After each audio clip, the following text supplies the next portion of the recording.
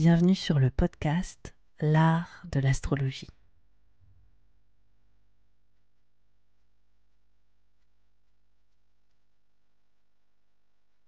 Je me présente, je m'appelle Annabelle, je suis astrologue. Dans ce podcast, j'espère te donner une perspective inspirante sur les cycles que tu traverses pour t'apporter plus de confiance. Je pratique l'astrologie comme un art intuitif qui nous permet de remettre du sens à notre trajectoire. Inclusif et engagé, ce podcast a pour but de te donner une nouvelle vision de l'astrologie pour en faire ton propre outil de création. C'est au travers des horoscopes, des décryptages que j'opère, mais aussi grâce aux invités que je reçois, que j'espère te donner des possibilités bien plus lumineuses sur les expériences que tu vis en ce moment. Pour être sûr de ne manquer aucun épisode de l'art de l'astrologie, n'oublie pas de t'abonner sur la plateforme de ton choix, mais aussi de noter ce podcast. Je te souhaite une très bonne écoute. Bonjour Bernard, Bonjour Annabelle, comment vas-tu? je suis content de te retrouver, je vais bien. Pareil pour moi, je vais très bien et je suis très contente de te retrouver. Donc aujourd'hui, on va parler de ce mois d'avril, mais particulièrement plus la saison du bélier qui commence dès le 20 mars et une saison très riche. Donc on va parler des éclipses qui s'opèrent évidemment et aussi de la conjonction Jupiter-Uranus. Donc c'est un mois très signifiant, on le sait en tant qu'astrologue, et on va parler plus en détail d'un point de vue symbolique, technique des grands enjeux qui semblent se dégager de cette période. Qu'est-ce qui, toi, te frappe dans cette saison du bélier et cette période là de ce début de printemps? Ce qui m'intéresse vraiment, c'est cette éclipse du 8 avril parce que on se retrouve avec évidemment le soleil, la lune en bélier, avec Raoult et Chiron à proximité, et même Mercure qui rétrograde à ce moment-là. Et puis bien sûr, ce qu'il y a de vraiment, il me semble, de fabuleux, c'est que l'éclipse a lieu à 19-24 du bélier. La nouvelle lune exacte, donc, c'est 19-24 du bélier, soleil et lune, mais aussi Chiron à 19-24 du bélier. Et que donc, évidemment, on a Raoult qui est encore à proximité. Raoult sera à ce moment-là à 15-38, donc il est très proche évidemment de l'éclipse, qui est normal bien entendu. Et de l'autre côté, on a Mercure qui est à 24 degrés rétrograde, à 24-48. Donc on a... j'essaye d'expliquer ça en ce moment, c'est-à-dire que l'astrologie contemporaine, surtout à cause de l'astrologie humaniste, et c'est pas un mal, hein, c'est pas une critique, est extrêmement branchée sur les cycles. Et donc, on nous parle sans arrêt les cycles Jupiter-Saturne, et puis les cycles Uranus-Neptune, et puis les cycles Saturne-Uranus, etc., etc., etc. Et d'ailleurs, toutes les nouvelles lunes, toutes les pleines lunes, cycles sans arrêt. Et je trouve que ça nous fait un peu oublier ce que j'appelle les convergences. C'est-à-dire qu'il y a des moments où c'est un peu en dehors des cycles, il y a des moments où les astres semblent ouvrir des portes, en fait. Ils ouvrent des portes. Et il me semble que le 8 avril, et sans doute les 2-3 jours avant, les 2-3 jours après, on a, on a quelque chose qui s'ouvre. Parce qu'on a une éclipse, donc conjointe à Chiron au 60e de degré près, à la minute d'arc près. On a donc toute cette relation de sens dont on peut parler de l'éclipse, qui est marquée par Chiron.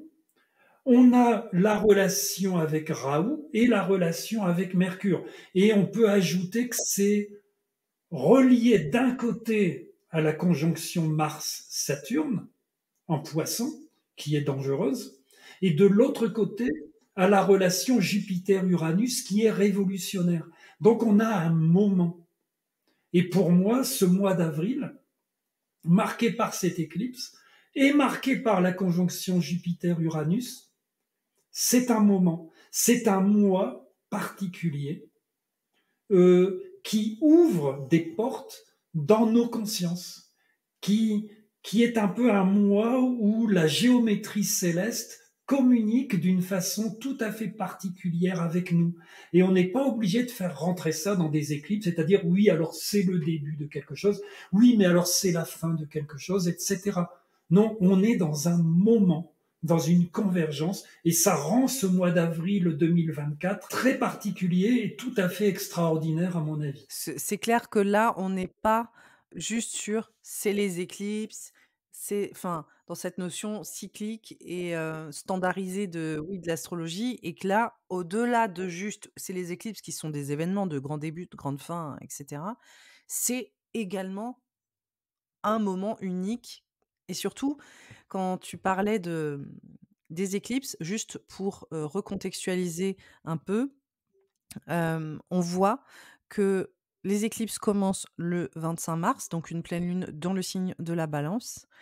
À ce moment-là, l'éclipse en Balance, on voit que Vénus, qui est la planète associée au signe, est en conjonction à Saturne à ce moment, précis dans le signe des Poissons et le 8 avril, donc en diptyque, 2 semaines plus tard, on a la nouvelle lune en Bélier qui est une éclipse qui, voit son maître, la planète qui maîtrise le Bélier, c'est Mars, qui est aussi en conjonction à Saturne dans le signe des Poissons. Donc c'est vrai qu'on a, clairement cette, dimension où on est sur le dernier signe du zodiaque qui est très activé, alors que les éclipses pointent, vers le premier signe du zodiaque et la Balance.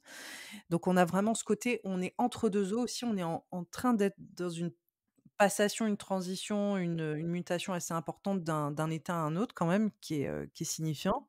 On en parlait aussi en off que, là on a pour la première fois depuis que Saturne est rentré dans le signe des Poissons, Mars, qui rejoint Saturne. Mars qui vient acter le principe, saturnien, qui vient vraiment aussi acter un point de rupture assez important dans le signe des Poissons. On voit aussi qu'on est sur le début de l'année zodiacale qui démarre, sous le prisme astrologique. Le Bélier, c'est le premier signe, donc on est sur un recommencement qui est assez, on peut le dire quand même assez tonitruant. Enfin, je veux dire, c'est pas, une saison, globalement qui est apaisée. Je pense qu'on peut le dire sans, voilà, sans exagérer, que c'est une saison qui est très particulière, qui vient amener pas mal de transformations et on a également une conjonction, une triple conjonction entre, bah, on peut même dire une quadruple conjonction, avec, cette éclipse le 8 avril, entre le soleil, la lune, le nœud nord et Chiron qui lui, Chiron est exact à à cette éclipse et quelques semaines plus tard, on a la conjonction Jupiter-Uranus, aussi, qui est une, hem, conjonction tout à fait historique. La dernière fois que ça s'est passé, cette conjonction Jupiter-Uranus, c'était dans le signe des Poissons, soit dit en passant. Ça, c'est intéressant aussi si tu télescopes, c'était le printemps arabe, je crois, à l'époque. Donc ça aussi, c'est assez intéressant de se dire: «Ah tiens, il y a aussi cet archétype des Poissons qui est très activé». La dernière fois que la conjonction Jupiter-Uranus qui se passe en Taureau, se passait dans le signe des Poissons et il y a eu une révolution aussi assez importante, à cette époque-là et la dernière fois qu'elle s'est passée en Taureau, c'était, dans les années 40, durant l'occupation, allemande en France, 40-41. Donc voilà, c'est quand même des moments qui sont significateurs, significateurs, on peut dire comme ça et on voit que cette période et particulièrement sur la fin mars et la première quinzaine d'avril, enfin, on peut dire tout le mois d'avril quand même avec Jupiter-Uranus, c'est le temps fort ou l'un des temps forts les plus importants de l'année 2024 et c'est pour ça qu'on fait cet épisode. Donc pour toi, cette conjonction, enfin cette nouvelle lune et en particulier aussi, ce rappel, tu sais, au signe des Poissons avec, successivement, Vénus, qui conjoint Saturne, Mars qui conjoint Saturne, ça t'évoque quoi toi cette emphase de Chiron en Bélier et en même temps cette concentration aussi qui se passe dans le signe des Poissons, durant les éclipses? Je pense qu'avant de répondre, il faut tenter de comprendre ce qu'est une éclipse. Parce que une éclipse, c'est pas une nouvelle lune. Une éclipse, c'est une occultation. Raoult, le nœud lunaire nord, la tête du serpent, avale un luminaire.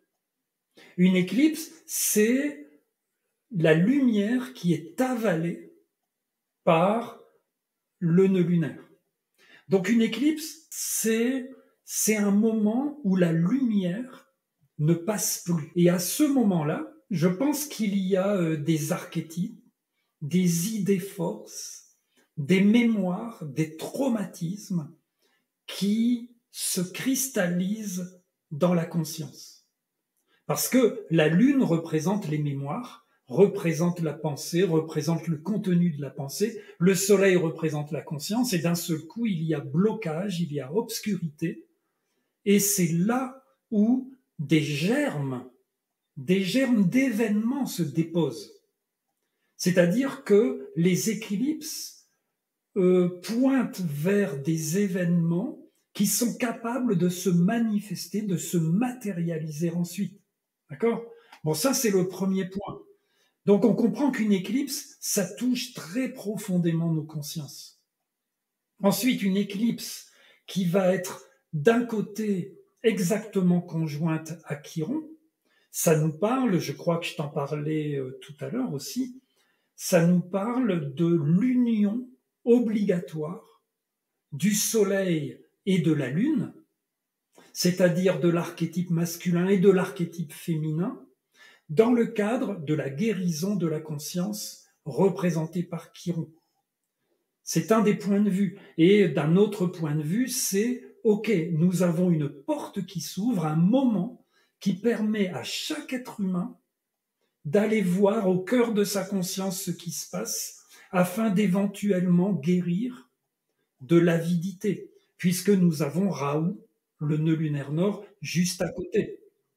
Raoult représente l'avidité parce qu'il avale le soleil et la lune, mais à chaque fois, comme il a la tête tranchée, le soleil et la lune s'échappent par son cou. Donc il n'est jamais satisfait. L'insatiabilité de l'être humain est symbolisée par ce nœud lunaire, par Raoult. Maintenant, pendant cette éclipse, il y a cette ouverture incroyable, mais il y a des obstacles qui peuvent nous empêcher d'en profiter. Et l'un des obstacles, c'est la conjonction Mars-Saturne. Conjonction Mars-Saturne, eh bien, les possibilités de circonstances adverses, de capacités d'action bloquées, de frustration, et d'un point de vue plus tangible, Mars est le maître de l'éclipse, et il est en Poisson avec Saturne.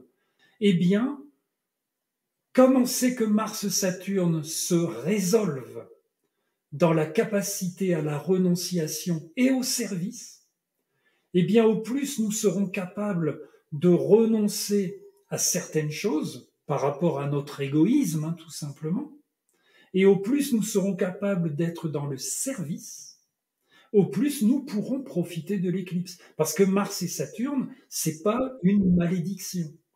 Si nous sommes dans l'égoïsme, dans la domination, dans la recherche permanente de gratification, là, évidemment, ça se passe mal.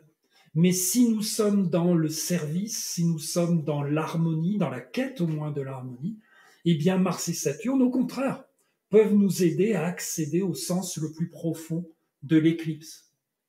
Et ensuite, évidemment, cette éclipse est au demi-sextile de Jupiter et d'Uranus, et donc peut déboucher sur une révolution de la conscience. Voilà, ça c'est bon, c'est un court résumé parce qu'après il faut prendre Mercure en compte, etc. Mais je pense que on a un peu l'essentiel, le noyau de l'éclipse. C'est comme ça qu'il peut être lu. Pour parler de la conjonction de Chiron, on parlait, dans un épisode, qu'on a enregistré qui est peut-être pas encore sorti au moment où celui-ci, voilà, les auditeurs, et auditorices l'écoutent. Le fait qu'il y ait une filiation, entre, Chronos, donc Saturne, et Chiron, et que, quand on voit apparaître, Chiron, souvent en conjonction, à des luminaires ou prenant une place majeure, dans certains transits, et là, c'est le cas avec l'éclipse parce qu'elle est en conjonction exacte à Chiron, on voit souvent cette notion de perte ou de séparation ou d'une certaine forme de dépouillement qui sont des thématiques propres à Saturne. Sauf que là, heu, dans le principe, de Chiron ou de Chiron, c'est vraiment cette, désignation, comme tu disais, de faire germer quelque chose dans la conscience, de faire éveiller, d'éveiller, d'être aussi peut-être dans, le fait de vraiment reconnaître qu'il y a quelque chose à guérir, qu'il y a qu'on doit apporter une résolution à une situation qui est amplement, problématique à certains endroits. Donc on a vraiment cet enjeu-là, comme tu le disais, durant, l'éclipse en Bélier, il y a aussi Mercure qui rétrograde depuis, quelques jours, précédant cette éclipse. Je voudrais souligner ce que tu dis, tu as par rapport à la filiation qui fait entrer Saturne. Hein, donc on vient de le voir. En plus, tu as tout à fait raison. En plus, Saturne est conjoint à Mars et tout. Mais il ne faudrait pas oublier Ketu, c'est-à-dire le nœud lunaire sud, parce que c'est là où il est important de comprendre que le nœud lunaire nord, Rahu, qui représente les expériences de nos existences, des expériences qui sont souvent obligatoires, trouvent leur sens dans le nœud lunaire sud. Et le nœud lunaire sud, en ce sens particulier, hein, parce que c'est aussi assez compliqué, mais on en avait parlé, en ce sens compliqué, dans ce sens particulier, il est très saturnien, puisqu'il s'associe à la simplicité, à la sobriété, au détachement, et c'est lui qui représente le but spirituel. Chez les hindous, c'est Ketu qui représente, d'ailleurs, une des traductions sanskrites de Ketu, c'est le sommet, le drapeau, ce qui est élevé. Hein, parce qu'il représente donc le but spirituel de nos existences. Et comme je parlais de parallèle de déclinaison, c'est un ensemble, c'est très fort, hein, mais les nœuds lunaires, le Soleil, la Lune et Chiron sont tous, et avec, sans oublier Mars et Saturne, sont tous reliés dans cette configuration, qui est vraiment très, très puissante. Dans la polarité du Bélier, et de Voilà, la Balance, et comme, je l'ai mentionné, la 1re éclipse, le 25 mars, on a Vénus, qui, est la planète affiliée à la Balance, qui tout est à aussi en fait. conjonction à Saturne. Oui, Donc on voit vraiment cette espèce de tension-là dans le signe des Poissons, avec Saturne. Donc il y a clairement le fait de laisser quelque chose derrière. Il y a aussi cette notion de sacrifice qui revient quand même avec, cet archétype des Poissons, avec l'archétype de Chiron, et c'est ça qui est intéressant au niveau de l'astrologie, et les astrologues ou les amateurs et les amatrices qui nous écoutent le savent. On sait qu'il se passe quelque chose quand il y a différents points du thème, qui convergent au même message, et dans le cas, voilà, comme tu disais, du nœud sud, de Chiron, de la conjonction Saturne-Mars, Saturne-Vénus, on est vraiment toujours un peu sur ce même message de fond de: «OK, là, il y a ce point de rupture, là, il y a ce sacrifice, il y a peut-être une notion de dépouillement, il y a une notion de conscience, de prise de conscience, mais qui passe par peut-être un enjeu ou un événement qui collectivement», et ça, c'est vraiment le Poisson aussi, hein, c'est l'archétype des Poissons, apparaît. Donc on est arrivé au bout de quelque chose aussi, parce que le signe des Poissons, c'est vraiment la fin du processus zodiacal, et on voit qu'il y a cette notion de conscience de «ça doit s'arrêter, c'est la fin de quelque chose, on ne peut plus continuer comme ça», et comme tu le dis aussi dans dans le podcast qu'on a enregistré sur Chiron, il y a une dimension qui peut porter sur, la dimension écologique.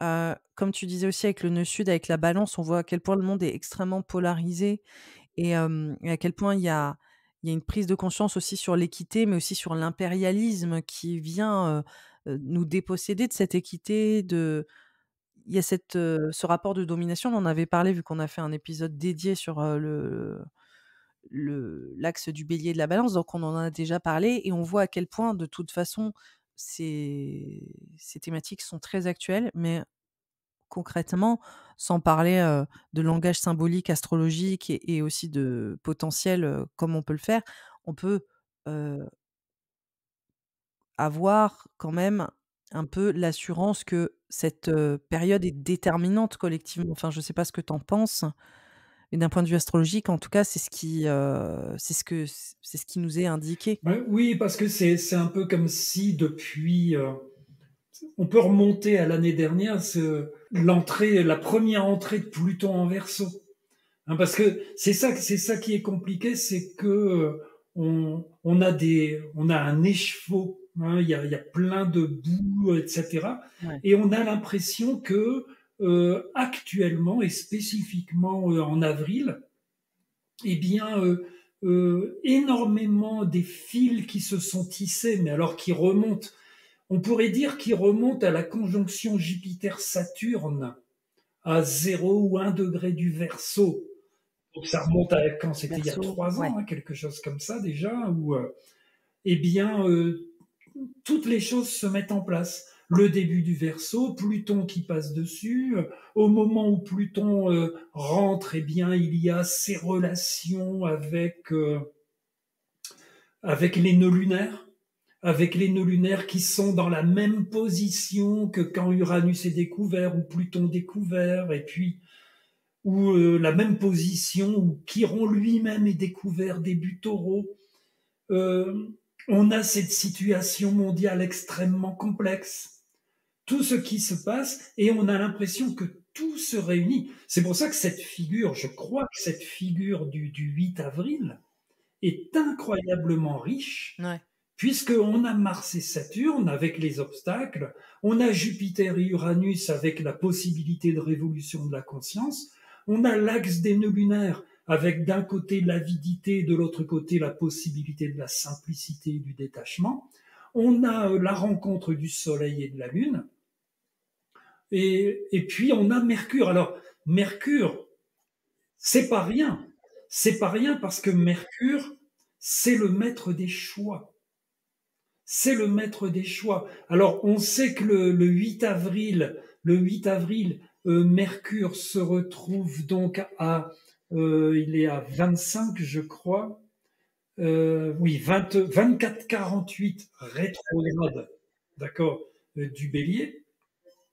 Donc, il est évidemment en conjonction à l'éclipse, en conjonction à Chiron, euh, et il représente la possibilité de choix qui nous incombe. Parce que Mercure représente la structure de la conscience, ou plutôt la structure de la pensée.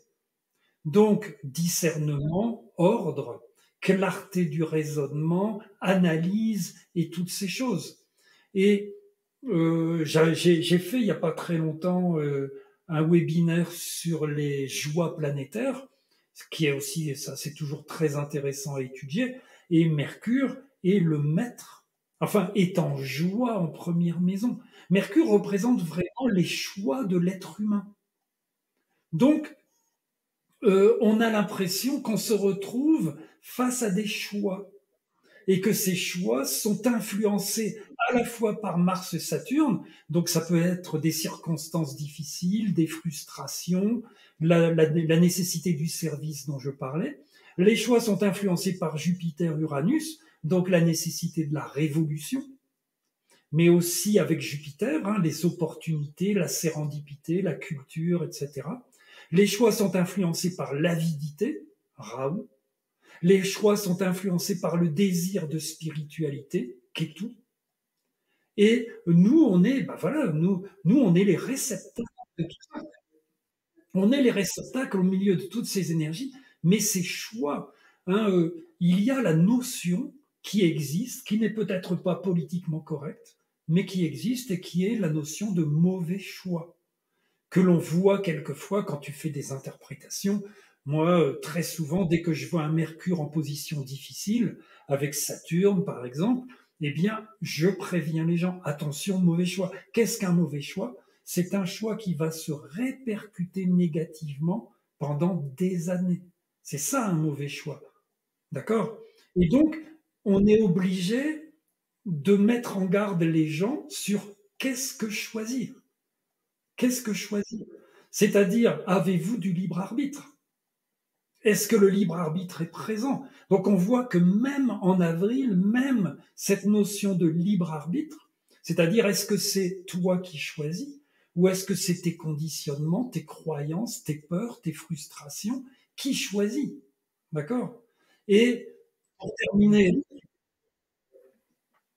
donc, parce que pour terminer sur Mercure, moi je trouve que c'est très très intéressant, il y a cette notion philosophique.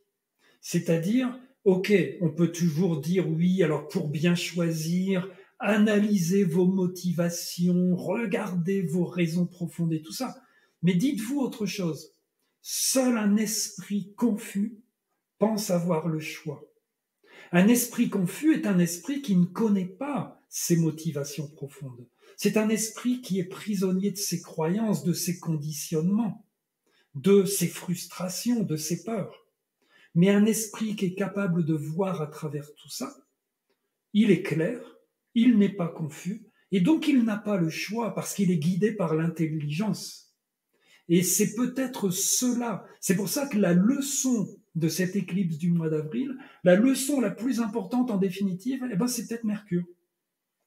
Puisque c'est nous et c'est notre capacité à choisir correctement pour ces prochaines années, par rapport à l'écologie, par rapport à nos orientations spirituelles, par rapport à la violence qui se fait de plus en plus brutale dans le monde, et ainsi de suite. Pour moi, là, Mercure qui rétrograde, c'est intéressant parce que donc il est, corrélé au nœud nord, même si on voit qu'il y a cette dimension avec Chiron qui donne cette dynamique saturnienne et même, proche du nœud sud, c'est-à-dire détachez-vous, faites un point de rupture avec cette dimension du bélier dans sa posture la plus, tu vois, peut-être la plus violente ou la plus confrontante ou la plus, tournée vers cette notion de domination qui peut rentrer en ligne de compte. On en avait beaucoup parlé dans l'horoscope, enfin pas dans l'horoscope, mais dans l'analyse des nœuds, en Bélier-Balance. Mais, moi ce que je perçois avec, Mercure qui rétrograde, c'est aussi la dimension, psychopompe, Oui, tu sais? Mercure qui est le seul à pouvoir aller, voilà dans les cieux, et aussi aller dans les enfers d'Hadès et ça, on peut l'interpréter pour moi de 2 façons différentes.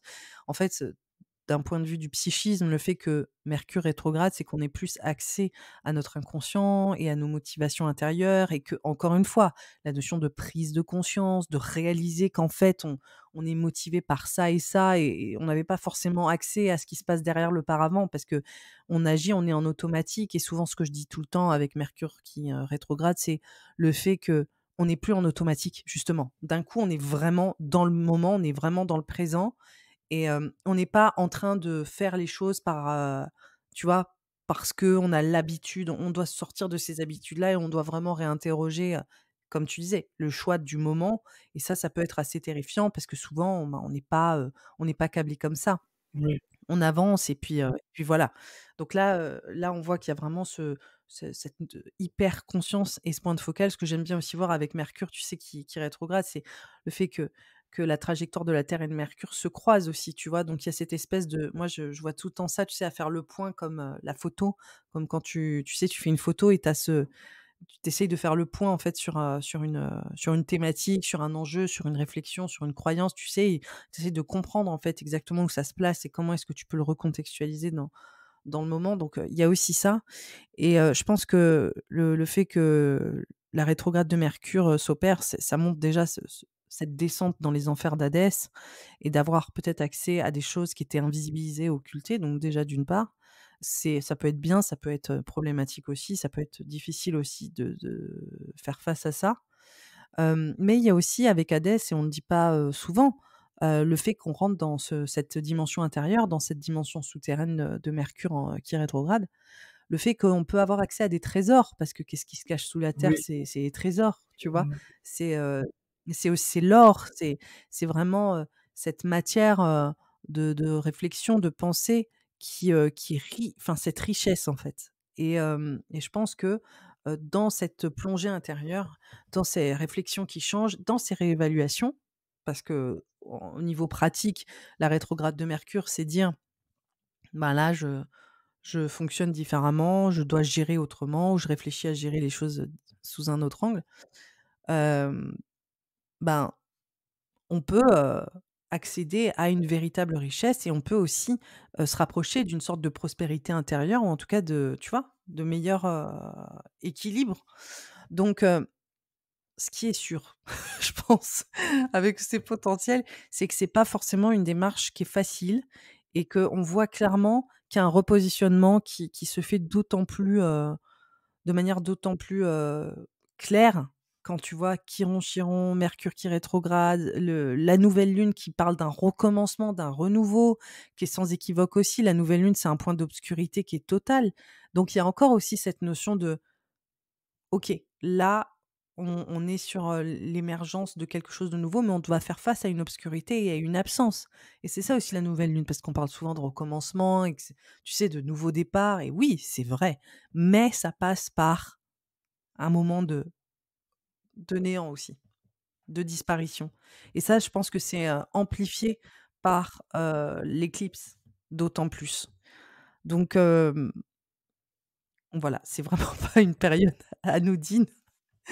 C'est vraiment pas une période anodine. C'est aussi pour moi je trouve le truc qui est intéressant, c'est le dernier diptyque, tu sais aussi, en Bélier-Balance et il y aura plus d'éclipse en Bélier, c'est fini. Donc là, c'est un peu le tu sais, c'est vraiment le clap de fin. C'est un peu c'est la dernière éclipse en Bélier.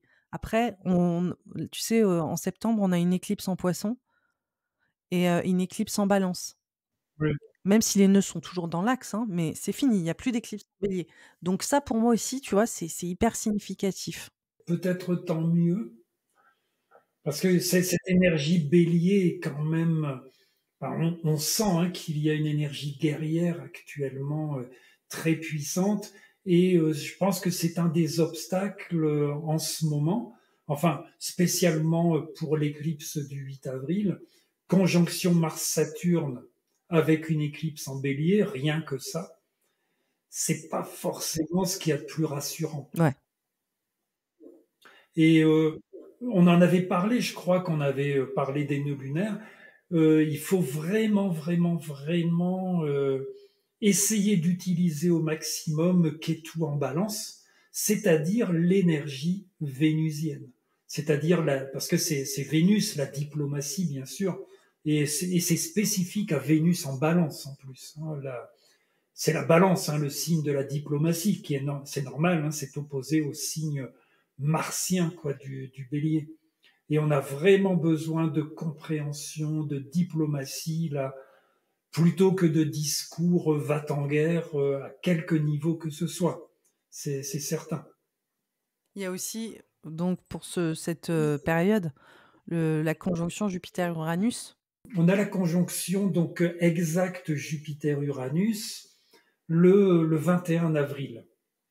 Donc on est à 21,50 du taureau. Donc il y a un point intéressant, c'est que c'est au Mars, il sera passé à 22,39, donc des poissons. Donc on est en sextile à Mars, donc tant mieux Exact, ouais, évidemment, quasi, hein, ouais. voilà. Et puis on a voilà cette conjonction donc exacte, bon, à peu de choses près, hein, Vénus est à 19,43 du Bélier et Chiron à 20,08 du Bélier. Donc, Ah ouais, ouais. et Mercure, dont on parlait, hein, les notions de choix, est toujours, là, il est rétrograde, et il est à 1 degré de Raoult, du nœud lunaire nord. Donc, on a à nouveau un temps très fort qui est en correspondance avec ce 8 avril et qui donne, je pense, qui donne un certain espoir. Parce que Mars est en train de s'éloigner de Saturne. Vénus est en position, on vient d'en parler, hein, Vénus qui est maîtresse de la diplomatie est avec Chiron, astéroïde cométaire lié à la guérison. Et puis évidemment cette conjonction Jupiter-Uranus et qui est vraiment, alors tous les astrologues en parlent depuis des mois. Il y a pas très longtemps, il y a eu un sommet là. J'ai regardé pas mal de conférences en fait. Alors c'est intéressant parce que tous les astrologues ont leur avis. Beaucoup d'ailleurs sont dans le vrai parce que c'est tellement large, une telle, Ouais, carrément, c'est c'est tellement ça. large quoi. Et moi, ce que j'aime souligner dans Jupiter-Uranus, c'est deux modes d'action. C'est-à-dire, bon, et ça m'a marqué, ça me marque par exemple, alors énormément par rapport à l'écologie. C'est-à-dire que dans le monde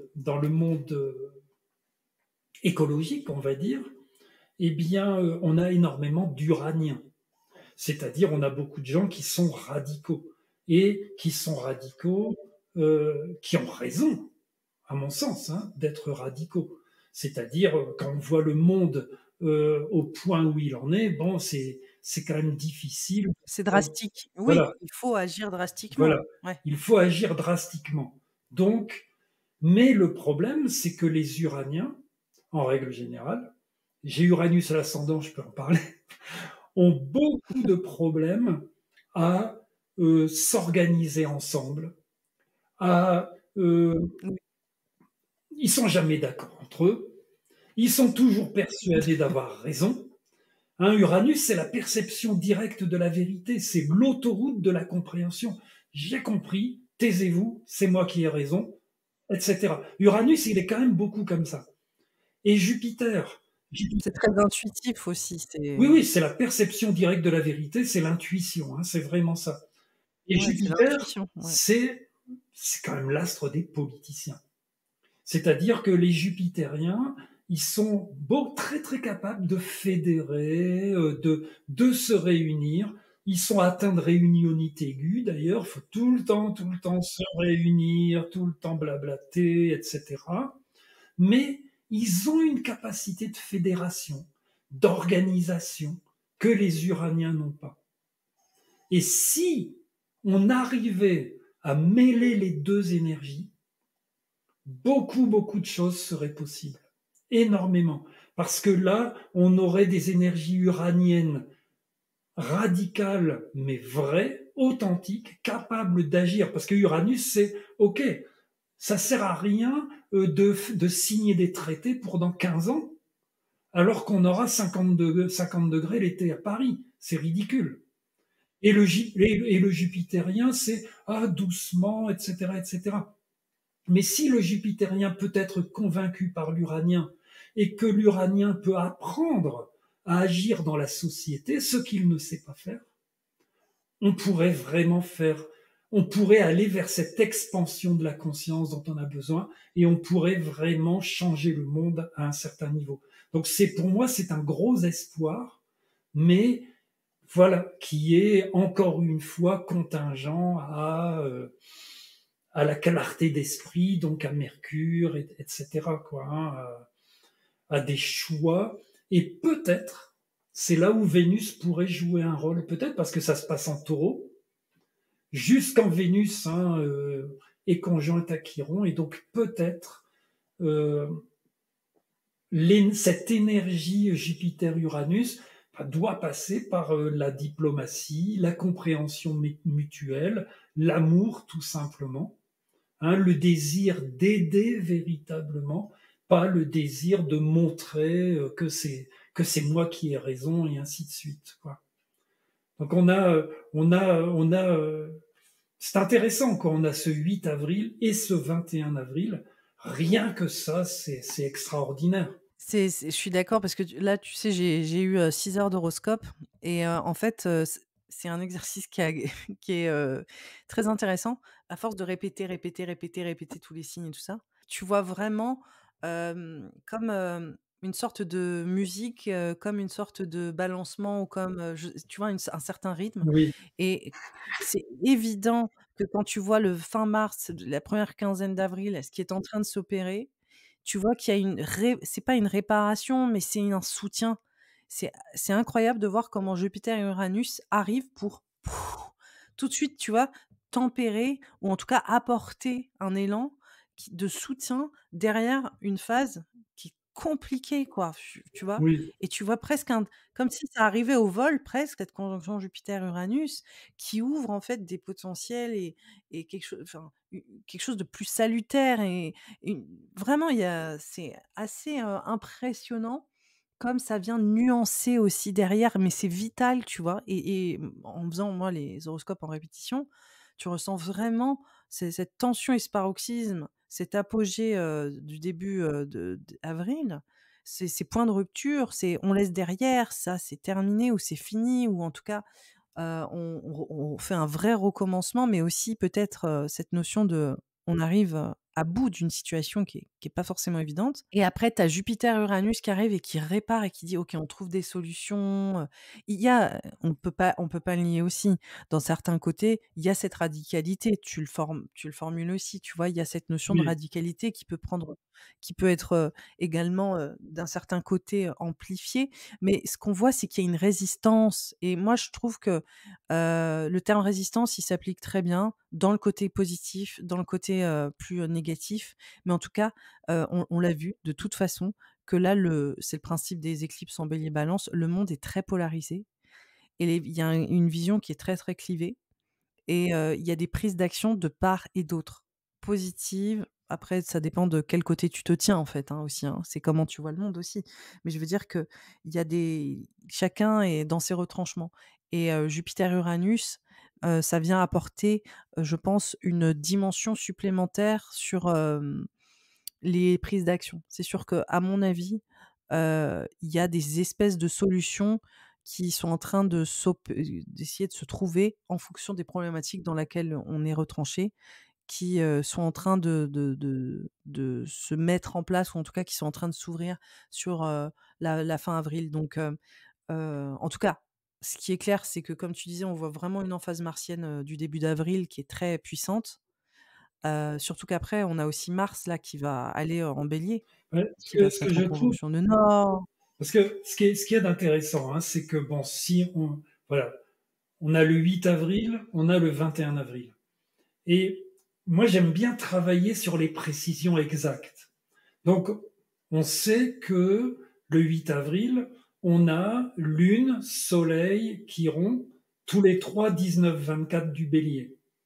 Ce même jour, on a Jupiter 19-03 du Taureau. Donc, on sait que cette éclipse, elle peut nourrir la conjonction Jupiter-Uranus, puisque Jupiter n'est qu'à 2 degrés à ce moment-là d'Uranus. Et ce que je trouve particulièrement, donc dans ce cadre de précision, particulièrement intéressant, c'est que le 21, Vénus est à 19,43 du Bélier. C'est-à-dire que on retrouve ce 19e degré Ouais, et que Vénus se retrouve exactement sur le degré de l'éclipse qui a lieu quelque chose comme ça fait quoi 13 jours avant.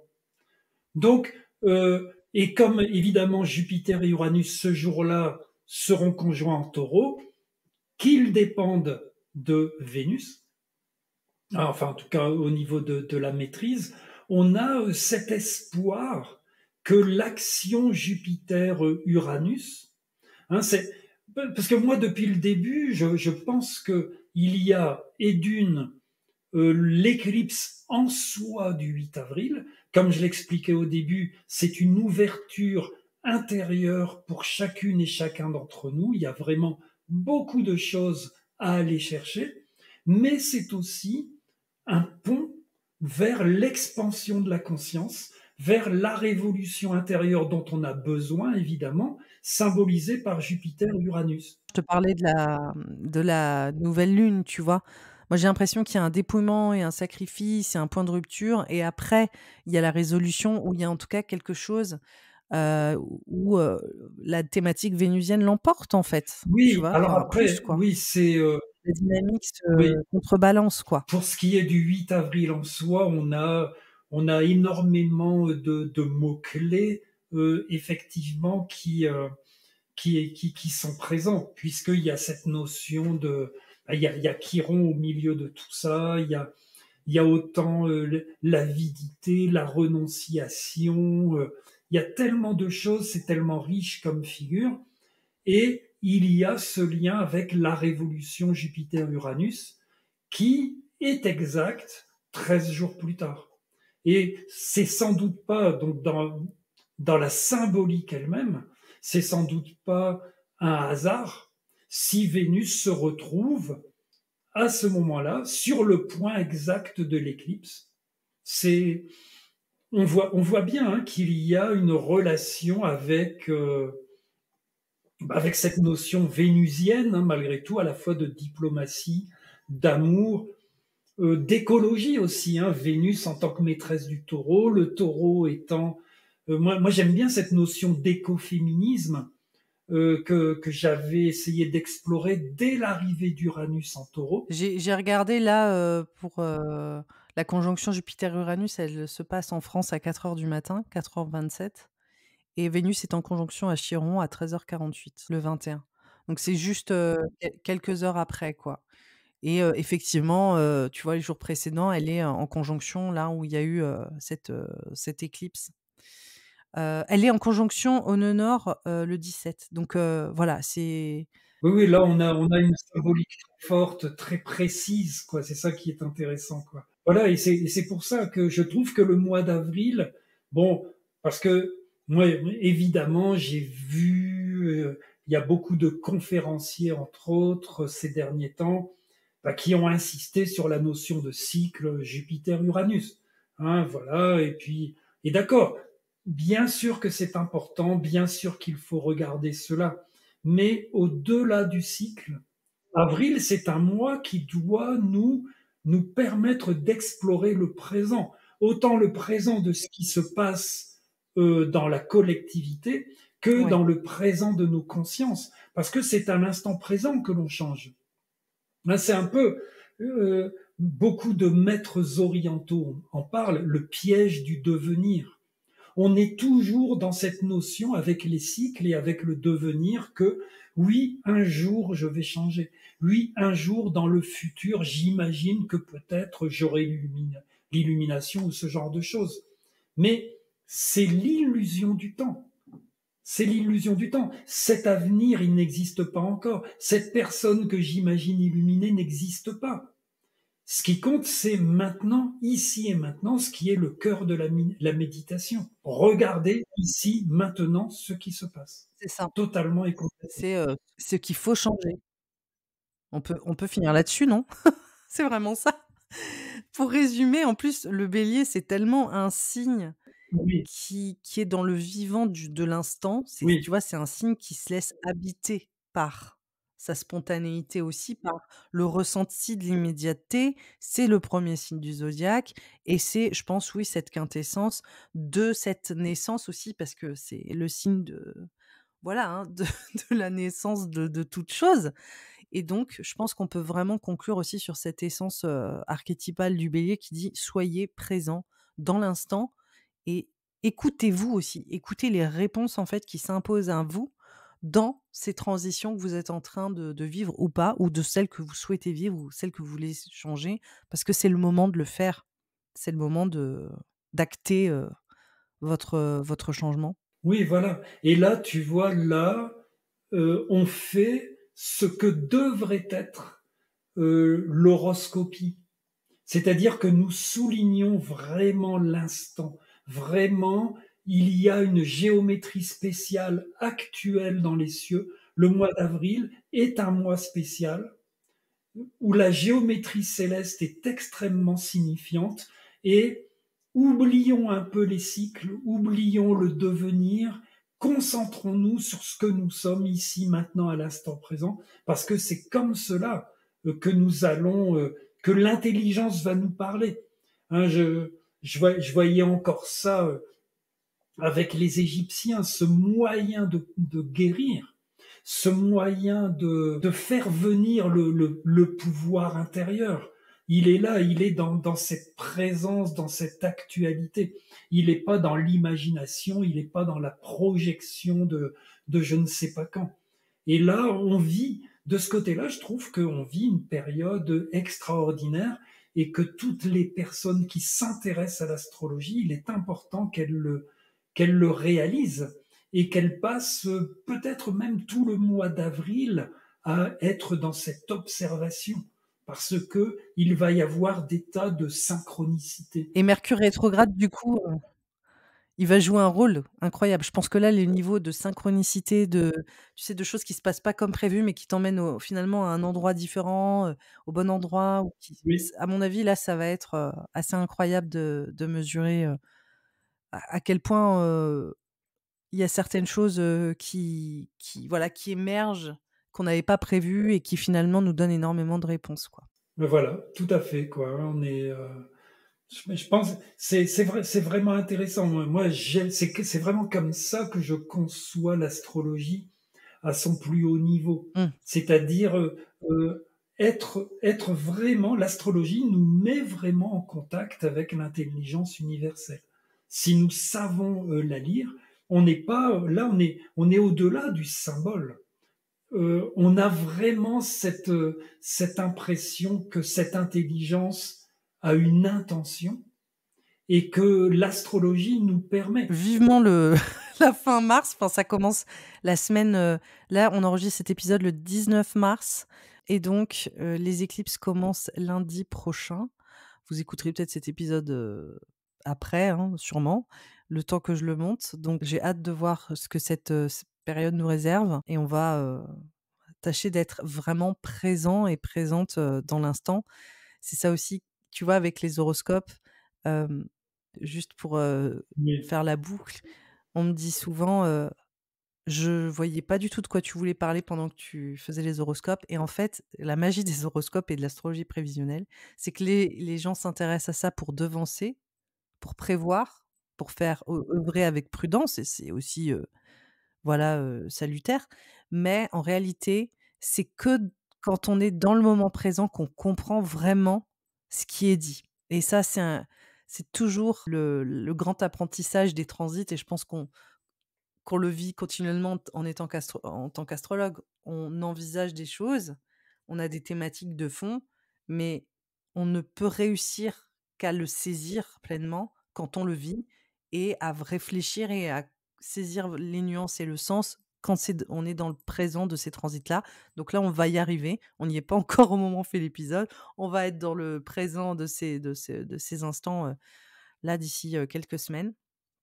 Donc j'ai vraiment hâte de voir ce que ça nous réserve et les prises de conscience qu'on va réussir à mettre en place collectivement et individuellement aussi.